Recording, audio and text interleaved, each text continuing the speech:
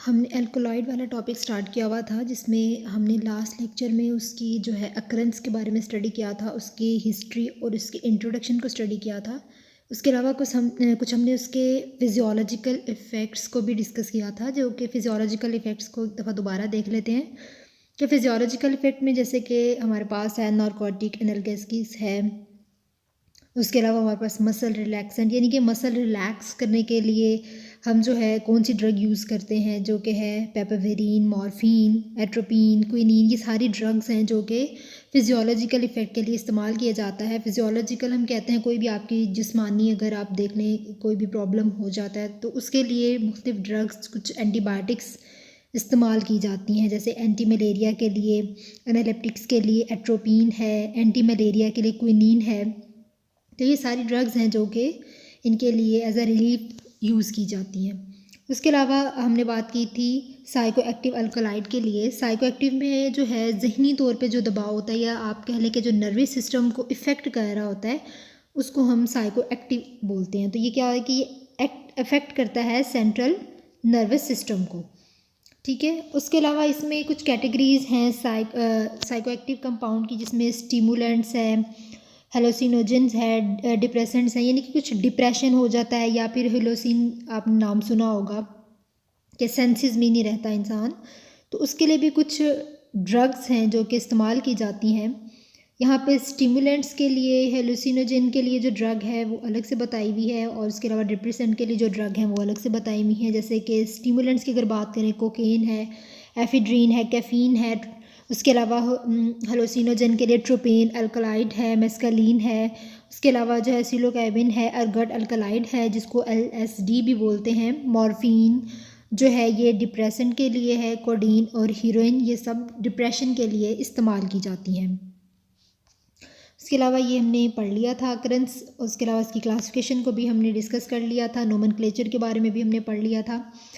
अब हम आज बात करेंगे इसकी फ़िज़िकल प्रॉपर्टीज़ के बारे में। फ़िज़िकल प्रॉपर्टीज़ में सबसे पहले ये बताया हुआ है कि कुछ अल्कलाइड जो होते हैं वो क्रिस्टलाइन सॉलिड होते हैं, और कुछ अल्कलाइड जो होते हैं वो अमार्फस सॉलिड होते हैं। अब क्रिस्टलाइन और अमार्फस सॉलिड की अगर बात करें तो इसमें ये डिफरेंस है कि जो क्रिस्टलाइन होते हैं ना, उसमें प्रॉपर एक शेप होती है, जैसे ये प्रॉपर एक शेप होती है, रेगुलर अरेंजमेंट होती है क्रिस्टलाइन में। लेकिन अमॉर्फस की बात करें तो उसमें रेगुलर अरेंजमेंट नहीं है, कोई इस तरह है, कोई इस तरह है। तो इस तरह करके जो होती है वो अमॉर्फस होती है, यानी कि अमॉर्फस में इरेगुलर शेप होती है, जबकि क्रिस्टलाइन में जो रेगुलर अरेंजमेंट होती है। तो ये डिफरेंस है। तो अमॉर्फस सॉलिड की एग्जांपल एमेटीन है। अब कुछ ऐसे लिक्विड्स होते हैं जो कि वोलाटाइल होते हैं, और कुछ ऐसे होते हैं जो कि नॉन वोलाटाइल होते हैं। अब इसमें भी क्या डिफरेंस है, वैसे वोलाटाइल और नॉन वोलाटाइल की अगर हम बात करें तो इसमें एवेपोरेशन का है डिफरेंस, कि कुछ जो हैं वो एवेपोरेट कर जाते हैं, लेकिन अगर कुछ की हम बात करें तो वो एवेपोरेट नहीं करते।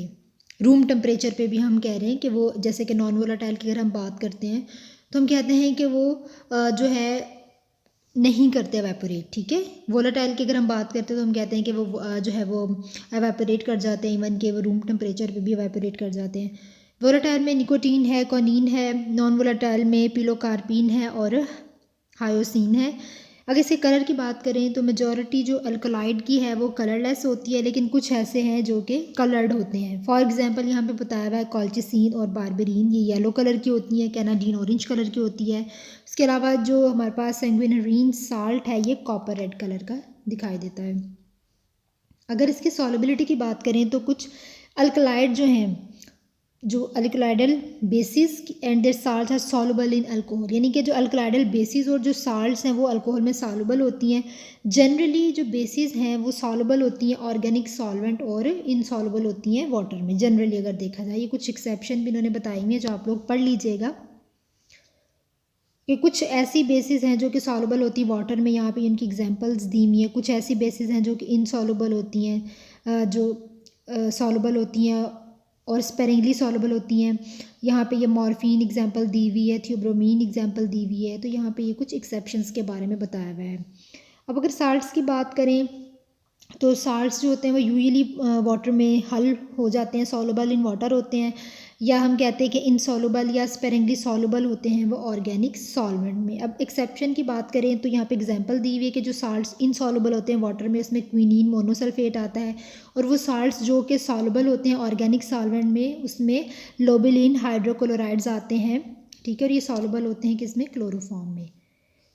अब इसकी ऑप्टिकल एक्टिविटी की अगर बात करें तो कुछ अल्कलाइड्स ऐसे होते हैं जो कि ऑप्टिकली एक्टिव होते हैं, वो इसलिए क्योंकि उनमें एक या एक से ज़्यादा एसिमेट्रिक कार्बन एटम पाए जाते हैं। अब एसिमेट्रिक कार्बन एटम जो हम कह रहे हैं कायरल कहते हैं मिरर इमेज को, यानी कि मिरर इमेज एक जैसा जो अक्स है कि वो एक दूसरे से उसकी पोजीशन थोड़ी सी चेंज होती है, वो एक दूसरे का मिरर इमेज नहीं होती। ये हमने कायरल पहले भी डिस्कस किया था। तो कायरल की अगर आपने वीडियो देखनी है तो आप लोग दोबारा से जो है कायरल लिख के सर्च करेंगे, उसमें बाकायदा कायरल का मैंने लेक्चर जो है वो अपलोड किया हुआ है। तो वैसे कायरल मिरर इमेज होता है कि आप मिरर इमेज में, यानी कि इसमें क्या है कि अगर हम कोई बात करें, जैसे अगर हम एक हैंड की एग्जांपल ले लें, तो जब अगर हम किसी मिरर में देखते हैं तो उसकी पोजीशन हमें थोड़ी सी और दिखाई देती है, ठीक है। अब ये ऑप्टिकली एक्टिव आइसोमर जो हैं उनमें डिफरेंट फिजियोलॉजिकली एक्टिविटीज़ होती हैं, जैसे कि हमारे पास usually one negative isomer is more active than the D positive isomer, ठीक है।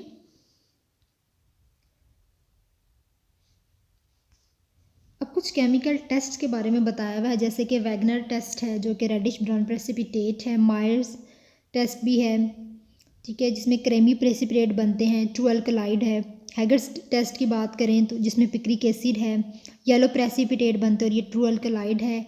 उसके अलावा ड्रैगन रोफ की बात करें तो ये पोटाशियम बिस्मथ आयोडाइड है, इसमें रेडिश ब्राउन प्रेसिपिटेट बनते हैं। टैनिक एसिड सोल्यूशन की अगर बात करें तो ये डिफरेंट कलर्स बनते हैं, डिफरेंट अल्कलाइड कलर्ड इसमें हमें नज़र आते हैं। पहले हमने फिजिकल प्रॉपर्टीज़ की बात की और साथ हमने जो है केमिकल टेस्ट को डिस्कस किया। अब हम बात करते हैं इसकी केमिकल प्रॉपर्टीज़ को, क्योंकि अल्कोलाइड की हमने बात की थी कि इसमें नाइट्रोजन मौजूद होता है, ठीक है, इसमें नाइट्रोजन होता है। तो यहाँ पे नाइट्रोजन में प्राइमरी अमाइन, सेकेंडरी अमाइन और टर्शरी अमाइन का जिक्र किया हुआ है। तो प्राइमरी अमाइन की एग्जांपल जो है वो नॉरफेड्रीन है, उसके अलावा सेकेंडरी की है कि एफेड्रीन है, और अगर टर्शरी अमाइन यानी कि 3 अगर अमाइंस होंगे तो उसमें एट्रोपिन एग्जाम्पल है, ठीक है। उसके अलावा इसकी बेसिसिटी के बारे में बताया हुआ है, ये इसकी एग्जाम्पल दी हुई है, अमोनिया प्राइमरी अमाइन, सेकेंडरी और टर्शरी। बेसिसिटी को भी हम डिस्कस कर लेते हैं। बेसिसिटी की अगर हम बात करें तो इसमें क्या होता है कि जो अनशेड इलेक्ट्रॉन पेयर्स होते हैं नाइट्रोजन एटम पे, वो रिस्पॉन्सिबल होते हैं अल्कोलाइडल बेसिसिटी, यानी कि कुछ नाइट्रोजन एटम पे अनशेड इलेक्ट्रॉन पेयर्स होते हैं जो कि उसकी बेसिसिटी के ज़िम्मेदार होते हैं, रिस्पॉन्सिबल होते हैं, ठीक है, यानी कि उसकी वजह से उसकी जो है वो बेसिसिटी डिपेंड कर रही होती है उन इलेक्ट्रॉन पेयर्स की वजह से। जैसे ये हमारे पास अमाइन है, ये that is the hydrochloric acid, that is amine hydrochloride, और ये यूजुअली रिप्रेजेंटेड बाय, इस तरह हम यूजुअली देखते हैं कि इस तरह इनको रिप्रेजेंट किया जाता है। तो इन पर कुछ इलेक्ट्रॉन पेयर्स पाए जाते हैं जिसकी वजह से ये बेसिसिटी होती है, रिस्पॉन्सिबल होती है, ठीक है। रिस्पॉन्सिबल कौन है? Electron pairs, unsaid electron pairs. Strong basic alkaloids can form salts even with very weak acid. तो अगर स्ट्रॉन्ग बेसिक अल्कोलाइड की बात करें तो वो एक वीक एसिड भी बना रहे होते हैं, लेकिन जो वीक बेस होती है require more acidic medium, weak base के लिए ज़्यादा एसिडिक मीडियम चाहिए होता है। तो यहाँ पे हम एम्फोटेरिक अल्कोलाइड की एग्जांपल्स कुछ दी हुई हैं। अभी हमारे पास है बेसिक अल्कोलाइड्स की, ये वीक बेस है जिसकी एग्जांपल है कैफीन। अगर स्ट्रॉन्ग बेस की बात करें तो एट्रोपिन स्ट्रॉन्ग बेस है। न्यूट्रल अल्कोलाइड जो है ये कॉल्चिसिन है, ठीक है। ये इस तरह की दिखाई देती हैं, इस तरह की इनकी, जैसे ये कॉल्चिसिन बिल्कुल इस तरह की इसकी होती है पैकिंग, मॉर्फिन की इस तरह की पैकिंग होती है। अब ऑक्सीजन की बात करें तो कुछ अल्कोलाइड जो है उनमें ऑक्सीजन मौजूद होती है और इनकी नेचर सॉलिड होती है, जैसे कि एट्रोपिन की हम बात करते हैं। और कुछ अल्कोलाइड्स जो होते हैं वो उनमें ऑक्सीजन नहीं होती और वो लिक्विड की फॉर्म में होते हैं, जैसे कि निकोटीन है, कैनीन, ये लिक्विड की फॉर्म में होते हैं। जिसमें ऑक्सीजन है वो सॉलिड फॉर्म में होती है, जिसमें ऑक्सीजन नहीं है वो लिक्विड की फॉर्म में होती है। अब इसकी स्टेबिलिटी की अगर बात करें तो इसमें इफेक्ट ऑफ हीट और रिएक्शन अगर एसिड के साथ किया जाए तो क्या बनता है। अगर इफेक्ट ऑफ हीट की बात करें तो जो अल्कलाइड्स हैं वो decompose by heat except strychnine and caffeine, ठीक है, ये डिकम्पोज हो जाते हैं हीट के साथ, लेकिन ये दो जो कैफीन और स्ट्रिकनिन है ये नहीं होते। अगर एसिड के साथ इसका रिएक्शन करवाया जाए तो साल्ट की फॉर्मेशन होती है और डाइल्यूट एसिड जो है वो हाइड्रोलाइज होता है, ठीक है, और बनता है फॉर एग्जांपल एट्रोपिन,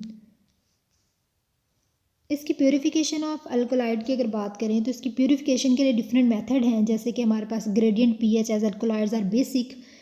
ठीक है, अगर इसकी बात करें अल्कोलाइड की तो मोस्टली बेसिक होते हैं, और जो वोलेटाइल अल्कोलाइड्स होते हैं उनके लिए डिस्टिलेशन का प्रोसेस किया जाता है, इसके लिए क्रिस्टलाइजेशन, ये क्रोमेटोग्राफी, ये सारे टेक्निक्स हैं। ठीक है, ये प्रैक्टिकली होते हैं। HP, GLC, GC, TLC, CC, ये सारी टेक्निक्स हैं जो कि इस्तेमाल की जाती हैं। इस तरह हम अल्कलाइड को प्योरीफाई करते हैं इनकी मदद से, इन टेक्निक्स की मदद से। अब अल्कलाइड के अगर प्रिकर्सर की बात करें तो अल्कलाइड्स के प्रिकर्सर है ऑर्निथीन है, टायरोसिन है, ट्रिप्टोफन है, लाइसिन है। ये कुछ आगे उनकी एग्जांपल दी हुई है, ड्रग्स के बारे में बताया हुआ, और ये यहाँ पे इसके साइकिल जो है वो शो हुए में। अब यहाँ पे कुछ ड्रग्स हैं जो कि आपसे MCQs में भी पूछा जा सकता है कि ये हमारे पास ड्रग्स हैं, ये ड्रग्स हैं। ठीक है, और यहाँ पे इसका क्लास ऑफ अल्कोलाइड के बारे में बताया हुआ है। जैसे यहाँ पे काफ़ी सारी हैं, टी है, कोकोआ है, कल्चीसियम है, कोल्चीसियम है, और उसके अलावा एफिड्रा है, कॉफ़ी है, कोला है, पीपर, टोबाको, बेलोडोना है, डटूरा, सेट्रोमोनियम है। ठीक है, ये आगे किस अल्कलाइड की क्लास से बिलोंग करते हैं, तो यहाँ पे प्यूरीन अल्कलाइड, मोस्टली प्यूरीन है, देन पायरिडीन है, पायरिडीन के अलावा जो है पेपरिडीन है, ट्रोपेना है। ठीक है, तो यहाँ पे ये क्लासेस बताएंगी हैं कि कौन सी क्लास है, कौन सी ड्रग जो है वो बिलोंग करती है। तो ये आप लोग एक दफ़ा पढ़ लीजिएगा, अगर MCQs में आए तो आप लोगों को इसके बारे में पता होना चाहिए। नेक्स्ट लेक्चर में हम जो है इसकी अब फिज़िकल प्रॉपर्टीज़, केमिकल प्रॉपर्टीज़ भी हमने पढ़ ली हैं, तो अब नेक्स्ट कुछ स्पेसिफिक केमिकल प्रॉपर्टीज़ को हम एक्सप्लेन करेंगे, डिटेल में पढ़ेंगे हम उनको।